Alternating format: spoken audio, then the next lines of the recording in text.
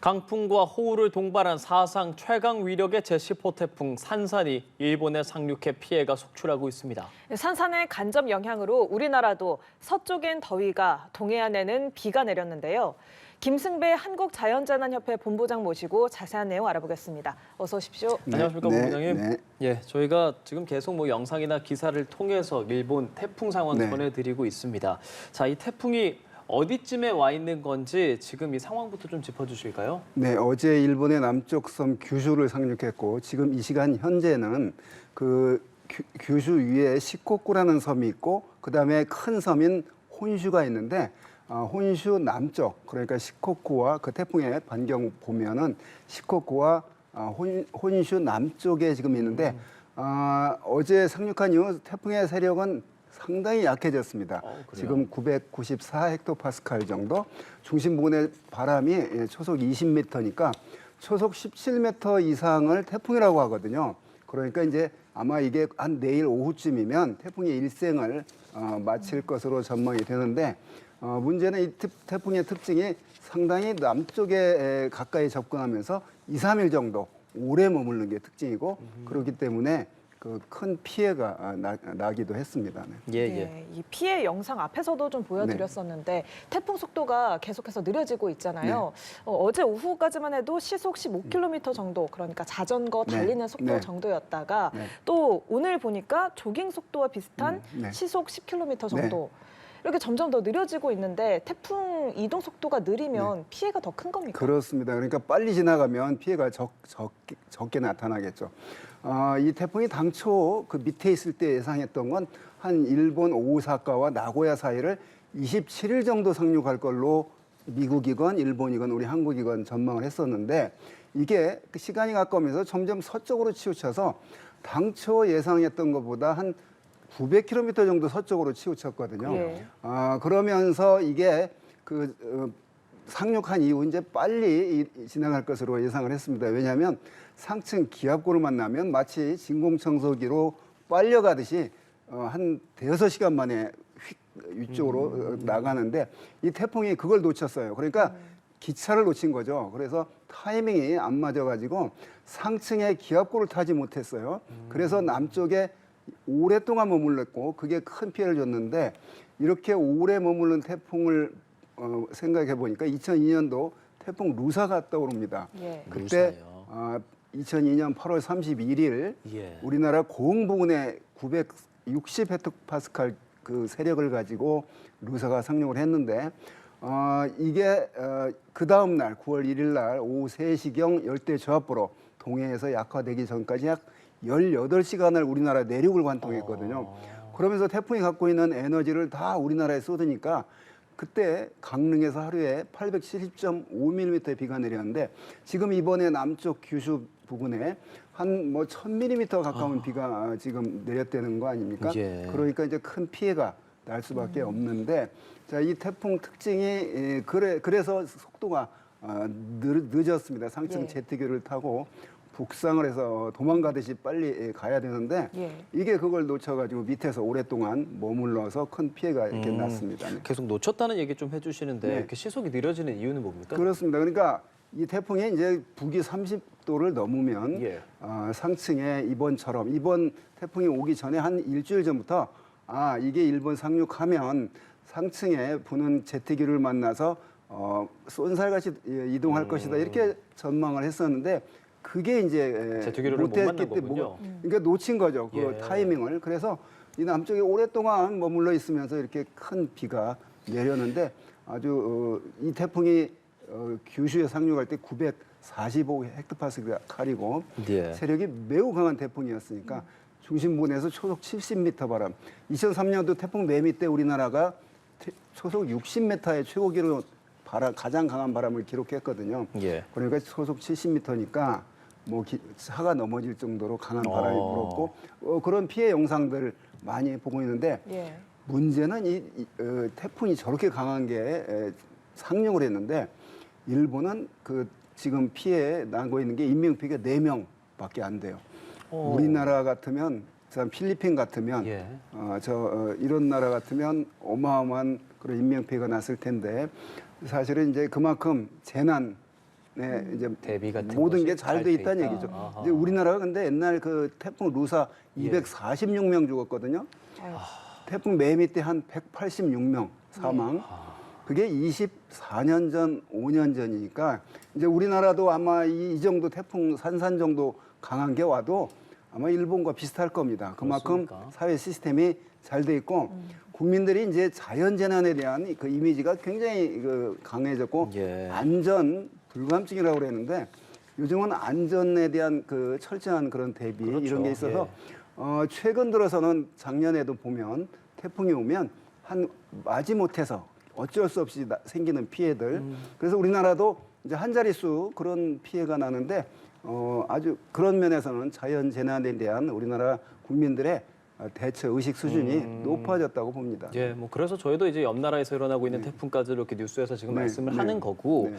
계속 근데 궁금한 것은 70m 정도 초속된다고 하셨잖아요. 네. 근데 헥토파스칼 얘기도 해주시고 네. 뭐 초속 미터도 네. 얘기해주시고 사실 이제 네. 시청자분들 좀 헷갈리실 수 있을 것 같아서요. 그러니까 이제 태풍의 중심 기압이 낮으면 그러니까 태풍 중심 기압이 이 태풍이 그러니까 945 헥토파스칼 이럴 때 상륙을 했다고 그랬는데 예. 태풍의 중심의 기압이 낮으면 낮을수록 그러니까 산으로 말하면 산 높은 거죠. 산을 뒤집어 놓는 거나 마찬가지니까 산이 1000m보다 2000m가 더 높잖아요. 그렇죠.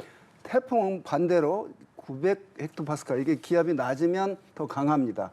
그리고 중심 부근에서 강한 바람이 불면 더 강하고 또 기상위성으로 보면 태풍의 눈이 동그랗게 있는데 예. 그렇게 원형을 뚜렷하게 갖추고 있고 태풍이 눈이 뚜렷하면 또 역시 강하고 그다음에 이제 강풍 반경이 크냐에 따라서 태풍의 이제 규모를 말하는 거고 태풍의 강도는 중심 기압과 중심 부근의 바람으로 이제 강도를 말합니다. 근데 이번 태풍의 강도에서 우리나라가 매우 강, 예. 중 이렇게 구분을 하는데 매우 강한 이번에는 태풍이었습니다. 이번엔 왜 그렇게 강한 거예요? 그럼? 그러니까 이제 지금 태풍이 발생해서 이동하는 그 해상이 그 바닷물의 온도가 약 30도, 31도 정도 되거든요. 그리고 그 상하층 간의 바람의 윈드시어가 약해서 태풍이 그러니까 쓰러질 그러니까 꺾일 그런 어떤 외부적인 요인이 없었고 바닷물의 온도가 대신 했기 때문에 태풍의 에너지원은 따뜻한 바닷물이거든요. 그래서 충분히 발달한 상태에서 일본을 접근했고 이게 이제 우리나라 입장에서는 다행인 게 일본 남쪽 섬을 상륙하고 그대로 밀고 들어오면 어디냐면 대한해배거든요. 우리나라 경상도 앞쪽인데 이게 동쪽으로 이제 틀었기 때문에 우리나라는 이런 피해가 없었거든요. 이제 그런 면에서 보면 이 태풍이 그 북태평양 고기압이 그때 그 동쪽으로 빠지고 그다음에 티벳 고기압이 서쪽에서 동쪽으로 밀어주니까 예. 우리나라 쪽으로는 오지 못하고 또 우리나라는 그 열돔에 가득 갇혀 있어가지고 이 태풍이 그걸 깨기는 좀 어려운 상태였거든요. 그래서 이 산산 지금 일본 피해를 보면서 저게 만약 우리나라까지 왔으면 하면서 안도의 한숨을 쉬기도 합니다. 예. 예, 이 강력한 태풍에 일본이 재난 대비가 잘 돼 있다고 네. 하더라도 일본 입장에서는 이 태풍이 좀 빨리 지나가길 바라고 있을 네. 텐데요. 지금 기상 상황이 태평양 네. 고기압 영향 네. 때문에 네. 이 태풍 산산의 예상 진로를 좀 정확하게 예측하기가 어렵다고요. 그렇습니다. 지금 이 북태평양 고기압이 어디로 빠지는 건 동쪽으로 빠지고 있건 분명하고요. 그런데 이제 태풍이 어떤 지향류를 만나면 이동 속도가 빠른데 그게 없이 그냥 약한 그런 그래서 티벳 고기압이 동쪽으로 확장하면서 티벳 고기압이 서서히 확장하거든요. 그래서 그 미는 힘에 의해서 이제 동쪽으로 가고 있는데 이 태풍이 규슈 상륙하기 전부터 27일 영향권에 들었거든요. 28일, 29일, 오늘이 30, 내일이 31일인데 약 5일 동안 지금 밑에서 태풍 영향을 받으니까 그런 지속 시간이 길기 때문에 그런 큰 피해가 나고 있는데 내일이면 태풍의 일생을 마칠 것으로 보입니다. 지금 중심 부근에서 초속 20m 정도의 바람이 부니까 태풍이냐 열대저하부냐 기준이 초속 17m거든요. 예. 내일 오후쯤 되면 한 중심 부근에 초속 15m 정도로 예. 바람이 약해질 것으로 보입니다. 예. 그럼에도 불구하고 이제 이 일본 입장에서는 안 좋은 게 태풍이 온대 저기압으로도 바뀐 뒤에도 태풍이 몰고 온 구름들이 예. 쭉 일본 열도를 따라서 마치 우리 사관학교 그 생도들의 모자에 보면 그 꽃수술이 이렇게 모자에 달려 있지 않습니까? 그 모양처럼 태풍이 밑에 있는데 태풍 그 열도를 따라서 플룸형의 구름들이 쫙 놓여져 있고 그 속에서 태풍은 밑에 있는데 일본의 중부에서 많은 비가 내렸거든요. 예. 이제 그런 원인들인데 태풍이 내일 약해지더라도 비는 일본 어찌됐건 전체에 많이 올 가능성이 있습니다. 그게 아까 말한 그 태풍이 몰고 온 고온 다습한 수증기들 때문에 그렇습니다. 그러면 기사에 나오는 선상 강수대라는 표현도 그게 있던데 아마 그거는 그게 이제 우리나라 장마 때 선상형 그러니까 남북으로 좁은 띠 모양의 그런 구름을 가지고 선상형 비구름 기름 그러다가 갑자기 이번에 선상형 그러더라고요. 예. 그런 어떤 남북으로 좁은 띠 모양 구름은 절대 아니고요.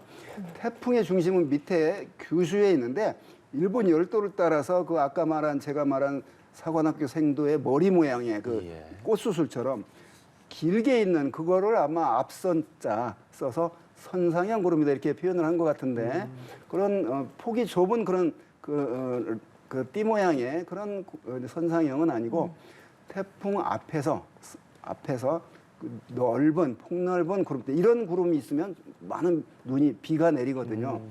그래서 이런 형태의 위성 영상으로 볼 때 구름이 우리나라 덮기 시작하면 야 비가 많이 온다 이렇게 이제 예상을 할 수 있는데 이번 산산 때 밑에 태풍의 중심은 있고 북쪽으로 홋카이도까지 저 북쪽 선까지 쭉 지금 이 시간 현재도 지금 그런 형태의 구름이 놓여 있건데 이제 그걸 선상형 구름이라고 그러는데 하여튼 표현 자체는 좀 이상하지만 그런 그 태풍의 앞에서 전면에서 그런 구름들이 발달해서 많은 비가 내리고 있고 내일 열대 저압으로 변하고 더 낮춰져서 온대 저기압으로 약화된 뒤에도 일본 전체는 많은 비가 올 가능성이 높습니다. 예, 말씀하신 것처럼 태풍이 일생을 마친다고 하더라도 네.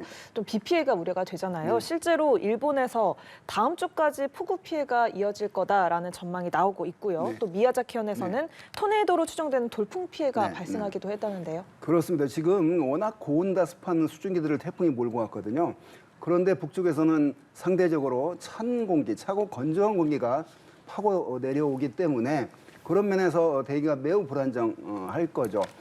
다행히 우리나라는 이 태풍의 중심에 동반된 구름대에 딱 한 발 비껴 있는 그런 형태 보이기 때문에 우리나라 동해안에도 제법 많은 비가 올 것으로 예상을 했었는데 그렇게 많은 비는 동해안에 분명히 강원도, 경상도에 이번 태풍 때문에 비가 왔는데 가장 많이 온 곳이 오늘 한 20mm 안팎. 그래서 적당히 그렇게 많이는 오지 않고 이 태풍이 이렇게 가까이 있는 것 치고는 우리나라에 큰 강한 바람과 많은 비는 내리지 않아서 크게 다행이라고 생각합니다. 예. 일본의 피해 상황 조금 지켜볼게요. 조금 전에 네. 뭐 인명 피해는 상대적으로 적다라는 네, 얘기 좀 네. 해주셨는데 그렇지만 비바람 워낙 강해서 네, 재산. 막 연객기가 착륙을 못하고 돌아가고 네, 네. 막 이런 영상들도 좀 화제가 그렇습니다. 됐어요. 그러니까 이제 이런 정도 규모의 태풍이 접근하면 모든 예. 공항은 당연히 이착륙이 금지가 되죠. 예. 그래서 이 태풍 앞두고 있을 때 그 일본 여행을 계획하신 분들은 참고하라고 개인적으로도 제가 말을 지금 했는데 이 영상 굉장히 화제가 되더라고요. 문제는 우리 한국 분들이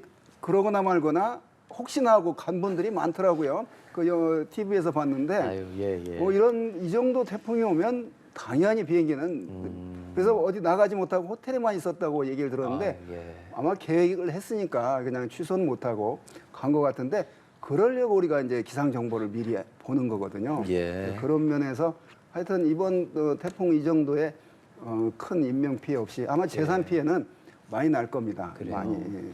그래서 예. 비행기 더군다나 신칸센 기차까지도 다 멈춰 쓸 정도로 강한 바람이 불었으니까 태풍이 보여주는 그런 어떤 재난 상황을 그대로 일본에서 많이 보여줬습니다. 그게 뭐 비가 너무 많이 와서 신칸센이 멈추고 뭐 그런 겁니까? 그렇습니다. 바람이 많이 오니까. 바람이 왜냐하면 많이 와서. 고속으로 달리는 시속 300km 달리는 기차에 측풍이 불면 예. 초속 50m, 70m의 바람이 불면 넘어질 수밖에 아하. 없거든요. 전복될 수밖에 없거든요. 예. 그런 면에서 그 기차가 멈추고 그다음에 비가 많이 오는 그 지역에서는 철도 지반이 약해지기 때문에 운행을 하더라도 저속으로 운행을 하고 이제 이럴 수밖에 없습니다. 예, 태풍 산산이 지금 상륙한 일본에 인접한 우리나라에도 간접 피해가 이어졌습니다. 네. 동쪽에는 비가 내리고 네, 있고 네, 또 서쪽에는 폭염이 이어지고 태풍이 느렸던 만큼 네. 이런 간접 피해도 그렇습니다. 길어졌다라고 봐야 할까요? 그렇습니다. 우리나라가 한풀 더위가 꺾인 건 분명한데 동쪽은 동해안 쪽은 기온이 한 낮 기온 27, 8도로 선선한 편이 그게 이제 동해에서 내륙으로 부는 동풍 때문에 그러는데 예. 이 동풍이 습한 공기가 태백산맥을 타고 넘으면서 가지고 있던 수증기를 다 잃고 탈락시키고 산을 넘어가면서 내려가면서 기온이 더 한 4, 5도 정도 높아지는 그런 페인 현상이 나타나서 예. 의왕 같은 데는 어제 38.3도까지 올라갔거든요. 자, 이런 원인들이 이제 태풍 때문인데 그래서 뭐 태풍이 우리한테 뭐 미친 영향이라고 한다면 그 페인 현상으로 서쪽에 그 더위를 더 오래 가게 예. 했던 거 뭐 이 정도고 한 이 정도의 우리나라의 그 밑에 남쪽의 바람 이 정도면 비교적 양호한 그런 상태라고 생각을 합니다. 알겠습니다. 이제 또 주말입니다. 우리나라 본격적으로 이제 날씨에 대해서 좀 이야기를 해보겠습니다. 내일도 덥다고 하던데요. 그렇습니다. 그게 이제 그 동풍이 아직은 예. 불고 있거든요. 그런데 아침 저녁으로는 뭐 이제 에어컨 안 켜고도 잘 예. 정도로 그 선선한데 문제는 남해안과 제주도는 이 열대야는 당분간 나타날 겁니다. 그러고 낮 기온이 33도를 웃도는 이런 기온은 적어도 태풍이 이제 저기 일본에서 완전히 멀어지는 한 2일 전까지 그러니까 9월 1일까지는 우리나라 서쪽에 낮 기온이 33도 이상 그런 고온 현상은 이어질 것으로 보입니다. 이제 건조한 공기가 우리나라에 이제 내려왔기 때문에 낮과 밤의 기온 차이는 이제 커지기 시작할 겁니다. 그러니까 낮에 33도 보이다가 전에는 습할 때 밤 기온이 떨어지지 않는 열대야로 시달렸거든요. 제주도는 아직도 열대야가 지금 지속이 되고 있습니다. 이제 그런데 이제 그러한 상태에서 벗어난다. 그래서 그러면 도대체 언제 여름이 가냐라고 묻는다면 저는 그 낮 기온이 그러니까 지금 고온 건조한 공기가 내려왔거든요. 그러니까 남쪽에서 덥고 습한 공기가 오지는 않고 북쪽에서 고온 건조한 공기가 내려왔는데 이 고온 건조 그러니까 대륙에서 공기가 분명히 내려오고 있는데 이 대륙 공기도 여름 내 달구어진 따끈따끈한 공기이기 때문에 우리나라 낮에는 그래서 바로 선선함을 기대하기는 어렵겠고 추석이 9월 17일인데 예. 저는 개인적으로 추석 때까지는 낮 기온이 이렇게 움직이며 활동하면 더위를 느끼는 한 33도 안팎은 나타날 것으로 전망을 합니다. 밤 기온은 이제 한 22, 3도로 분명히 떨어질 것이고 강원도 내륙 쪽은 20도 가까이 떨어질 것으로 전망을 합니다. 예, 올해 폭염 열대야 정말 길었잖아요. 네. 이제 태풍 산산도 지나가고 9월이 되면 폭염특보도 점차 해제가 되겠죠? 네네. 그렇습니다. 그러니까 이 태풍을 전후로 해서 분명히 공기는 달라질 겁니다. 그러니까 저 북극에 서늘한 공기가 내려와 주는데 그 공기는 아니지만 내륙 쪽에 그 건조하고 원래는 한랭 건조한 공기가 내려와줘야 되는데 고온 건조한 공기가 내려오기 때문에 맞습니다. 낮 기온이 이제 올라오고 그다음에 낮에 구름 없이 맑은 날씨를 보이면서 일사에 의해서 그러니까 햇빛을 받으니까 기본적으로 30도 이상의 낮 기온은 당분간 보일 것으로 예상이 돼서 이제 뭐 한 그 더위의 피크는 분명히 지나갔고 예. 조금씩 계단식으로 조금씩 기온은 떨어질 것으로 전망을 합니다. 예, 많은 분들이 궁금해하시는 뭐 기온에 대한 얘기는 좀 해주셨는데 네. 이제 뭐 추석 연휴도 있고 네. 그렇기 때문에 9월 날씨 궁금해하시는 분들 네. 많은데 가을에 혹시 뭐 태풍 같은 네. 걸 가능성도 좀 있습니까? 지금 이 태풍이 10호 태풍인데 11호 태풍이 생기진 않고 저 하와이 부근에서 있던 그 허리케인 우리는 태풍이라고 하지만 그 미국 쪽은 허리케인이라고 그러잖아요. 혼이라는 그 허리케인이 저 미국 쪽으로 가지 않고 서쪽으로 해서 날짜 변경선 경도 180도를 날짜 변경선이라고 하는데 거길 넘어서 이쪽 서태평양으로 올 겁니다. 그러면 10호 태풍 산산이 지나가면 이제 11호가 생겨줘야 되는데 생기지 않고 그걸 받아서 이제 11호가 태풍이 금방 한 2, 3일 있으면 생길 것으로 보입니다. 작년에 도라라는 태풍이 그렇게 서쪽에서 넘어와가지고 우리 태풍 이름을 받았거든요. 예. 그러니까 허리케인 이름을 그대로 태풍에 적용하고 번호만 부여하는 거죠. 이제 10호 산산이 갔으니까 이제 그게 혼이 11호가 될 것이고. 자, 12호가 언제 생길 것이냐. 미국이건 유럽이건 일본이건 우리나라 수치예보 모델을 예. 돌려서 예상을 하는데 인간의 머리로는 5일 뒤에 태풍이 생길지 이건 도저히 알 수가 없거든요. 아, 그래요? 어떻게 알아요? 컴퓨터 근데 머리로는 알수 컴퓨터로 있습니까? 이제 아는 거죠. 예. 수치예보로 아는 건데 우리나라는 한 9월 7일경에 강한 태풍을 우리나라 남해안 쪽으로 오는 걸로 모의를 해요. 모의 시뮬레이션. 일주일 정도밖에 안 남았는데. 네, 근데 문제는 이제 유럽과 미국이 조금 달라요. 그건 대만 쪽으로 이렇게 모의를 하더라고요. 자, 그러면 어떻게 될 것이냐? 앞으로 7일이면 한 8, 9일 뒤니까 하여간 분명히 그 서태평양에서 생기는 건 분명하다. 근데 그게 어디로 올 거냐? 이걸 아직 예측하기는 어렵다. 이제 그렇게 보여지고요.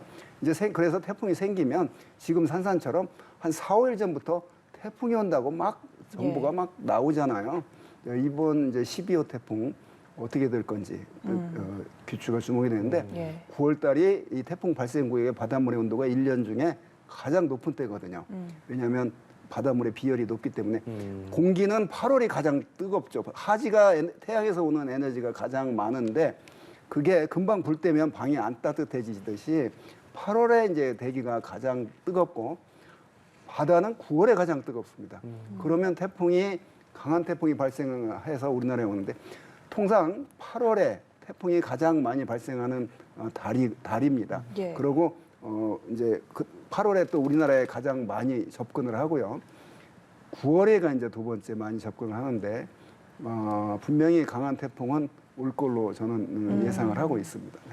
요즘은 이제 지구온난화로 10월 상순까지도 강한 태풍이 오거든요. 그래서 적어도 10월 상순까지는 하여간 태풍이 올 건지 안 올 건지 금방 뭐 하루 사이에 태풍은 오지 않고 충분히 한 일주일 정도 태풍이 온다는 걸 예고를 하기 때문에 이제 거기에 맞춰서 계획을 잡으면 좋을 것 같습니다.